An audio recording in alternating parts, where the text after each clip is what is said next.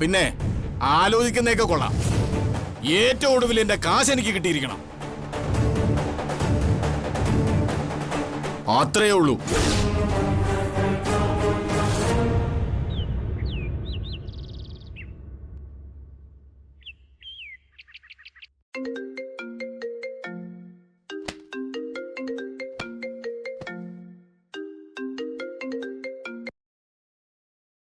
Hello മോളെ.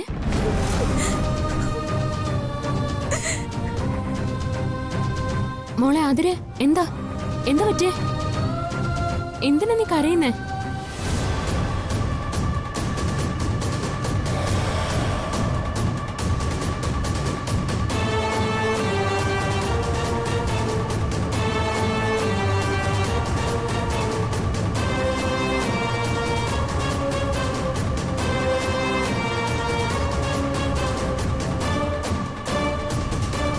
എന്റെ മുതലും പലിശ വാങ്ങാതെ ഞാൻ ഇനി ഇവിടെ നിന്ന് എങ്ങോട്ടുമില്ല. ചേട്ടാ ഞാനത് തരാം. എന്ന് എനിക്ക് കുറച്ച് സാവകാശം തരണം. ഇനി സാവകാശമൊന്നുമില്ല. കാശായിട്ട് തരാനില്ലെങ്കിൽ ഈ വീടും പറമ്പും എന്റെ പേരിൽ എഴുതിത്താ.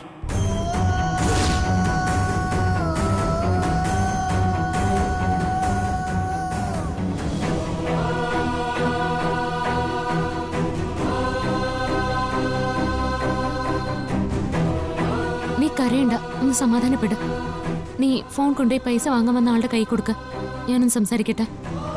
അയാൾ ആര് പറഞ്ഞാലും കേക്കൊന്നും തോന്നുന്നില്ല. ഞാൻ പറയുന്ന നീ ഒന്ന് കേക്ക്. ഫോൺ കൊണ്ടുപോയി കൊടുക്ക.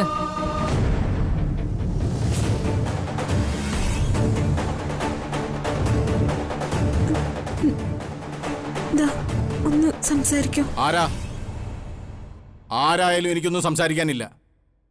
എന്റെ പണം എണ്ണി വാങ്ങിയതേ ദേ അവനാ.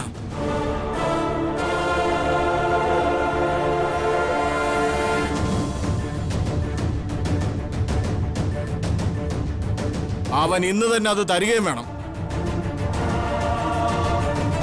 അവന് റെക്കമെൻഡേഷനായിട്ട് ആരും വിളിക്കുകയും വേണ്ട, ആരും സംസാരിക്കുകയും വേണ്ട.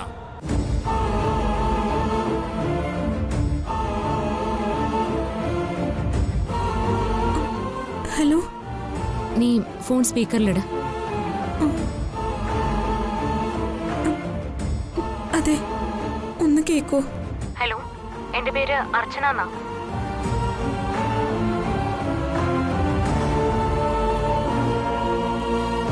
ഞാൻ ദയാനന്ദ മാഷിന്റെ മകളാ. അതായത് നിങ്ങളുടെ കയ്യിൽ നിന്ന് പൈസ വാങ്ങിയ അനൂപിന്റെ സഹോദരി. ഇനിയും നിങ്ങൾ അവിടെ നിന്ന് പ്രശ്നം ഉണ്ടാക്കരുത്. ഉണ്ടാക്കും. നിന്റെ ചേട്ടൻ പണം വാങ്ങിച്ചിട്ട് മുങ്ങി നടന്നോണ്ടാ എനിക്ക് ഇങ്ങോട്ട് വരേണ്ടി വന്നത്. ഇനി രണ്ടിലൊന്ന് അറിഞ്ഞിട്ടേ ഞാൻ പോകുന്നുള്ളൂ. നീ അവന്റെ അനിയത്തി എന്നല്ലേ പറഞ്ഞത്? ആര് പറഞ്ഞാലും ശരി, പ്രശ്നം ഉണ്ടാക്കും. അല്ലെങ്കിൽ എന്റെ പണം തിരിച്ചു തരാൻ പറ. നിന്റെ ചേട്ടനാണെന്നല്ലേ പറഞ്ഞത്? നീ തരൂ എന്റെ പണം. തരും.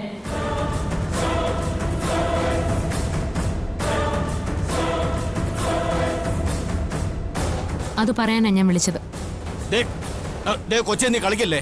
1-2 രൂപയല്ല, പലിശയും പലിശയുടെ പലിശയും ചേർത്ത് രൂപ 9 ലക്ഷമാ നിന്റെ ചേട്ടൻ എന്ന് പറയുന്നവൻ എനിക്ക് തരാനുള്ളത്.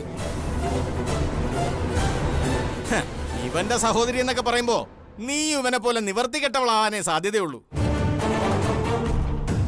അതുകൊണ്ട് നിന്നെ കൊണ്ട് കൂട്ടിയാ കൂടില്ല. നീ വെച്ചിട്ട് പോവാൻ നോക്ക്. എനിക്കറിയാം ഇതെങ്ങനെ വാങ്ങിച്ചെടുക്കണോന്ന്. ദേ പിടിക്ക്. നിങ്ങളുടെ 9 ലക്ഷം രൂപ ഞാൻ നാളെ ഈ സമയത്തിനകം തരും.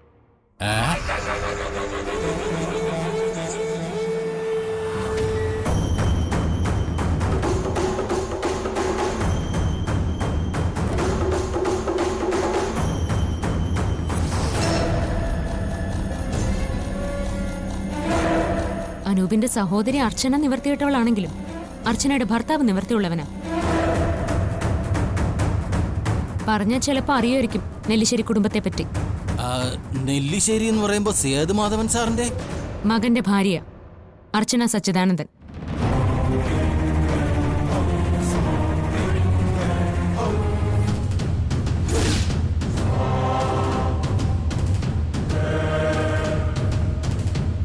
ഇപ്പൊ വിശ്വാസമായോ? വിശ്വാസമായി. എങ്കിൽ ദയവായി ഞാൻ പറയുന്നൊന്ന് കേൾക്കണം. നിങ്ങൾക്ക് എത്ര രൂപ അനുപേട്ടൻ തരാനുണ്ടെങ്കിലും നാളെ ഞാനത് തന്നു തീർത്തിരിക്കും.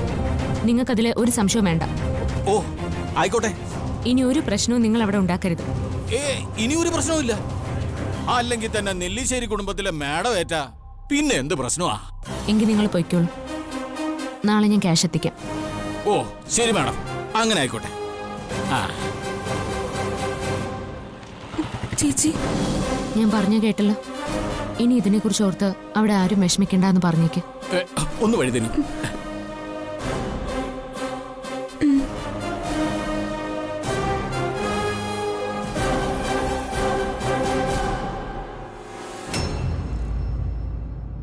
ആ പെങ്കൊച്ചേറ്റതുകൊണ്ട് ഇന്നൊരു ദിവസം അവധി കൂടി ഞാൻ തരുന്നു. അത് നിന്റെ സഹോദരിയെ വിശ്വസിച്ചല്ല, നെല്ലിശ്ശേരി എന്ന പേരിലുള്ള വിശ്വാസം കൊണ്ട്. നിനക്കിത് നേരത്തെ ചെയ്തുകൂടായിരുന്നോടാ. ഒരു വാക്ക് പറഞ്ഞ 9 അല്ല 90 വരെ തരാൻ പാങ്ങുള്ളവരാ നെല്ലിശ്ശേരിക്കാര്. നാളെ ഈ സമയം ഞാനിവിടെ വരും. ബാക്കി അപ്പം. ആ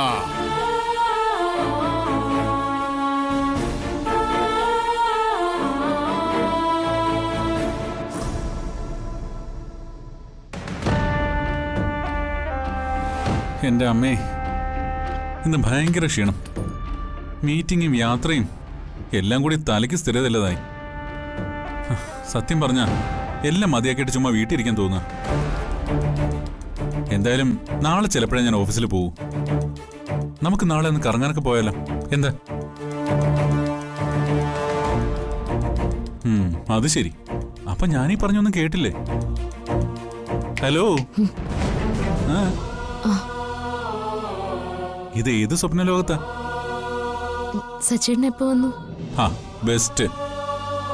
അപ്പൊ ഞാൻ വന്നതുപോലും താൻ അറിഞ്ഞില്ലേ? വന്ന് ഞാൻ തന്നോട് സംസാരിക്കുകയും ചെയ്തു.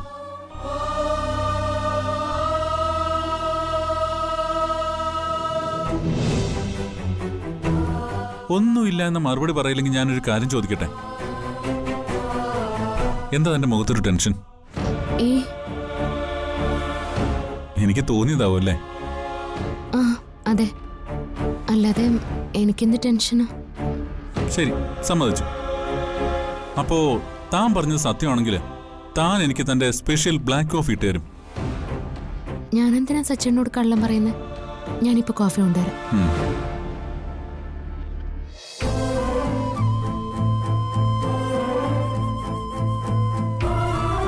എന്താ അർച്ചന?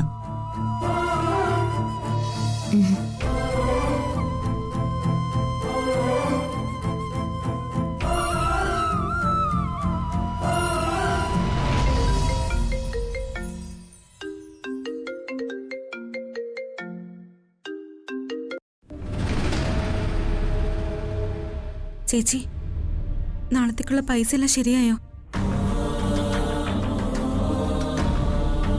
ചേച്ചി പറഞ്ഞതുകൊണ്ട് അനൂപേട്ടൻ അയാൾ ഇന്നൊരു ദിവസത്തെ അവധി കൂടി കൊടുത്തത്.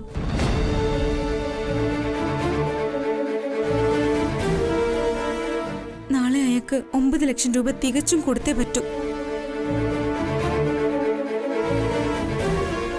ചേച്ചി എന്ത് വഴിയാ കണ്ടിരിക്കുന്നത്? സച്ചേട്ടനോട് ചേച്ചി ചോദിക്കില്ലെന്ന് എനിക്കറിയാം. പിന്നെ എങ്ങനെയാ ചേച്ചി ഇത്രയും കാശ് അയക്ക് കൊടുക്കാൻ പറ്റുന്നേ?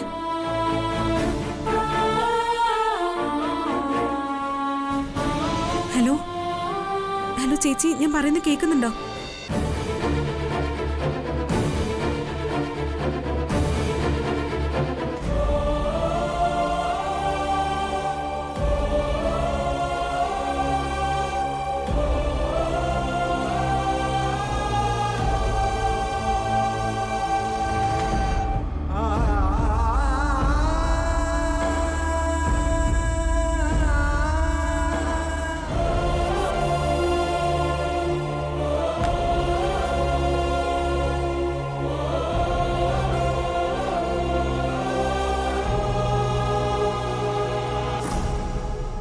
ഈ ഒരു രാത്രി കൂടി കഴിഞ്ഞ ആ ധനപാലൻ വീണ്ടും ഇവിടെ വന്ന് നിൽക്കും.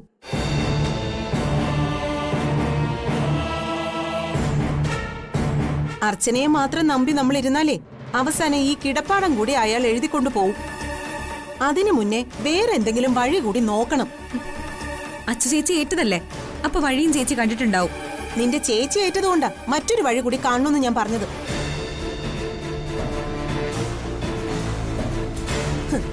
ഏൽക്കുന്നതൊക്കെ അതേപടി ചെയ്യുന്ന ആളായിരുന്നെങ്കിലേ നീ ഇപ്പൊ സന്ദീപിന്റെ ഭാര്യയായിട്ട് നെല്ലിശ്ശേരിയിൽ നിന്നേനെ.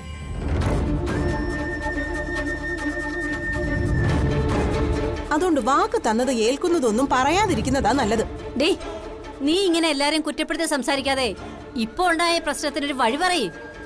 ഞാനെന്തിനാ അതിനെക്കുറിച്ച് കൂടുതൽ ആലോചിക്കുന്നത്? എന്റെ ഭർത്താവ് സഹോദരിക്ക് വേണ്ടിയും ഈ കുടുംബത്തിന് വേണ്ടിയും വാങ്ങിക്കൂട്ടിയ കടത്തിന്റെ കാര്യമല്ലേ? അപ്പൊ എല്ലാവരും കൂടി ഒരു തീരുമാനം എടുത്താ മതി.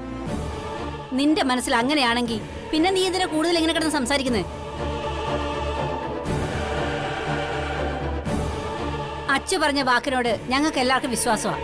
അത് നടക്കില്ല എന്നൊരു മുൻവിധി ആരും എടുക്കണ്ട.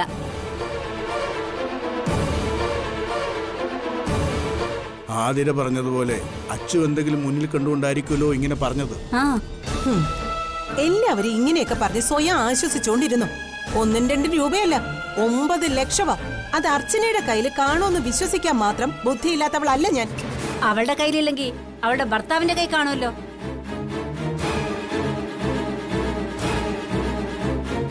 എനിക്ക് ഉറപ്പാ സച്ചിയുടെ കയ്യിന്നെങ്കിലും അവളത് വാങ്ങി തരുമെന്ന്. ഓ, ആ ഉറപ്പ് എനിക്കില്ലാത്തോണ്ട് തന്നെ ഒരു കാര്യം ഞാൻ പറയാം. കേൾക്കണമെങ്കിൽ കേൾക്കാം, ഇല്ലെങ്കിൽ തള്ളിക്കളയാം. നമുക്ക് ഈ കാര്യം അവന്തികയെ വിളിച്ചു പറയാം. നമ്മൾ പറഞ്ഞ അവര് തള്ളിക്കളയില്ല. രാവിലെ ഇവിടെ പൈസ വരും.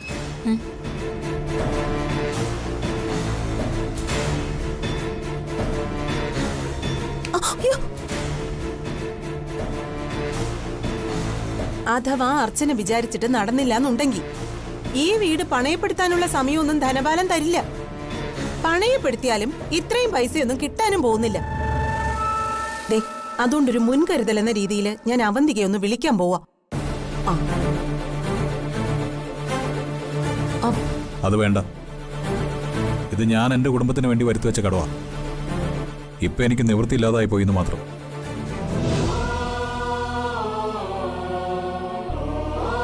എന്റെ വീട്ടുകാരുടെ തല ഒരിടത്തും താഴ്ന്നിരിക്കാതിരിക്കാണ് ഞാൻ എന്റെ തല താഴ്ത്തിയത്.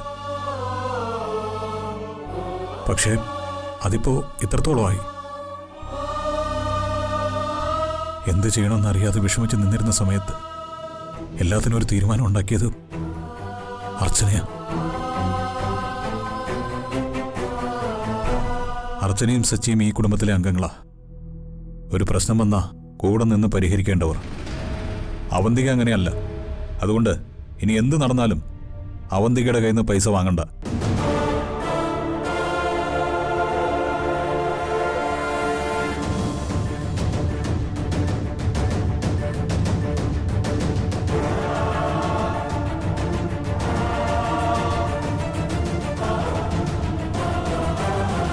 പിന്നെ അർച്ചന ഇത് പരിഹരിച്ചാലും ഈ വലിയ ബാധ്യത നിന്ന് ഒഴിവായി എന്നൊരു തോന്നൽ എനിക്കില്ല. ധനപാലന് കൊടുക്കാനുള്ളത് അർച്ചനയ്ക്കായി എന്ന് മാത്രമേ ഉള്ളൂ. എന്തെങ്കിലും ഒരു നയാ പൈസ കുറയാതെ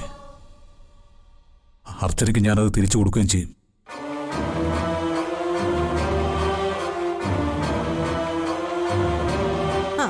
ഇതോടെ ഒരു കാര്യം ഉറപ്പായി. ഈ വീട്ടിലെ അവസാനത്തെ ഉറക്കായി ഇന്ന്. ദേ, എല്ലാവരും വാരിക്കെട്ടി വെച്ചോ. നാളെ ഇറങ്ങാൻ വിടുന്നു.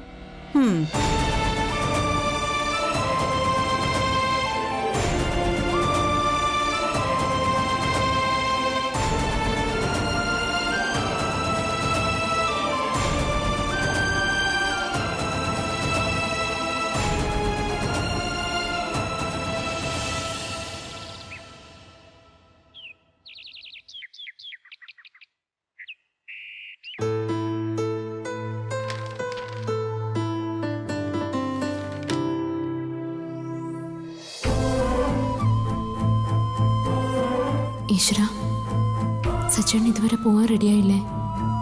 സച്ചേട്ടൻ പോവാതെ എങ്ങനെയാ ഞാൻ എൻ്റെ വീട്ടിലേക്ക് പോകുന്നേ? ഹലോ,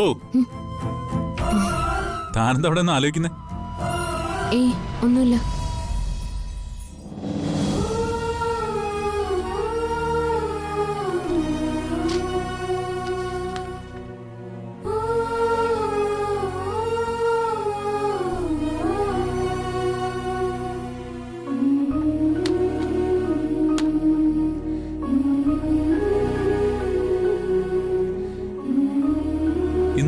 ശ്രദ്ധിക്കുക.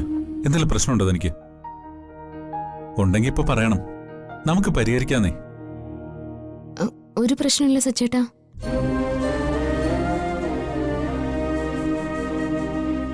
അല്ല, സച്ചേട്ടൻ ഓഫീസിൽ പോകുന്നില്ലേ? ആ, അത് കൊള്ളാം. ഞാൻ ഇന്നലെ വന്നപ്പോ തന്നെ ഇയാളോട് പറഞ്ഞല്ലേ ഞാനിന്ന് എങ്ങോട്ട് പോകുന്നില്ല എന്ന്. ഓ, പറയുന്ന പോലെ ആ സമയത്ത് താൻ മറ്റേതോ വലിയ ആലോചനയിലായിരുന്നു. ഈയിടെയായിട്ട് ആലോചന കുറച്ച് കൂടുതലാണല്ലോ.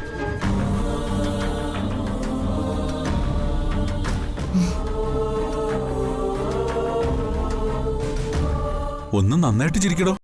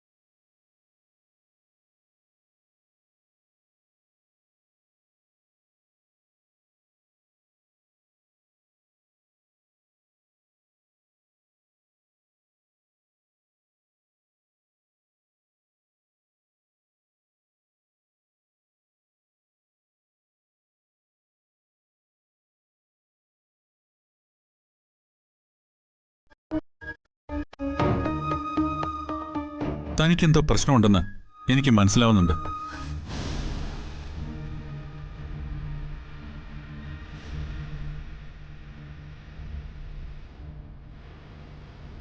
എനിക്കിത് അറിയണമെന്ന് നിർബന്ധമൊന്നുമില്ല.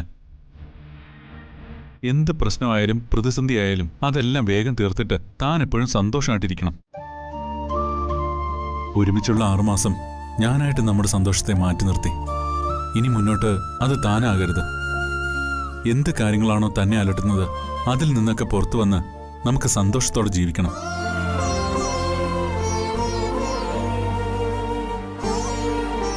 നമ്മുടെ നല്ല നല്ല നിമിഷങ്ങളെ ഇനിയും നമ്മളായിട്ട് തന്നെ നശിപ്പിക്കണ്ട. സച്ചേട്ടൻ പറഞ്ഞ ശരിയാ. ചില പ്രശ്നങ്ങളുണ്ട് എനിക്ക്. അതെല്ലാം എനിക്ക് തന്നെ പരിഹരിക്കാൻ പറ്റുന്നതുവാ. അതില് ഏറ്റവും എൻ്റെ മനസ്സമാധാനം കളയുന്ന പ്രശ്നം കുറച്ച് വലുതാ. അതും ഉടനെ ഞാൻ പരിഹരിക്കും. പിന്നെ ഇതൊന്നും നമ്മുടെ ജീവിതത്തിലേക്ക് ഞാൻ കൊണ്ടുവരില്ല. എൻ്റെ കൈവിട്ട് പോകുന്ന തോന്നുന്ന നിമിഷം സച്ചേട്ടനോട് ഞാൻ എല്ലാം പറയാം. പുറകില് സച്ചേട്ടനുള്ള ധൈര്യത്തിലാണ് ഞാൻ എല്ലാത്തിനും ഒറ്റയ്ക്ക് ഇറങ്ങിത്തിരിക്കുന്നത്. അതെ, മതി മതി. എന്തോ വലിയ യുദ്ധം ചെയ്യാൻ പോകുന്ന പോലാണല്ലോ സംസാരം. ബാക്കിയെല്ലാം മറന്നിട്ട് താൻ എന്തെങ്കിലും കഴിക്കാൻ എടുത്തു വെക്ക്. സച്ചേട്ടൻ എവിടേക്കാ? ഓഫീസിൽ പോകാൻ റെഡിയാവൻ. താനല്ലേ പറഞ്ഞത് ഇവിടെ ഇരുന്ന് ബോറടിക്കുന്നൊക്കെ. എന്താ പോണ്ടേ? ആ, പോണം. സച്ചേട്ടൻ പോയി റെഡിയാവാ. ഞാൻ കഴിക്കാൻ എടുക്കാം. താനതും കൊണ്ട് എങ്ങോട്ടാ? സോറി. സച്ചേട്ടൻ എങ്ങോട്ടാ? ഞാൻ വാഷ്റൂമിലേക്ക്. ആ, ടവല് ഞാൻ എടുത്തുതരാം.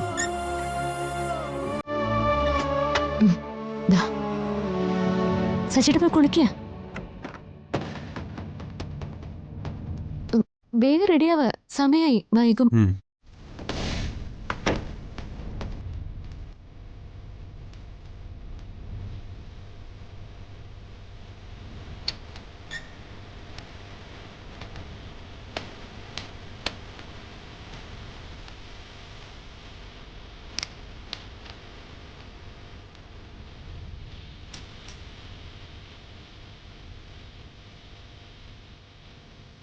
എങ്കിൽ ദയവായി ഞാൻ പറയുന്നൊന്ന് കേൾക്കണം.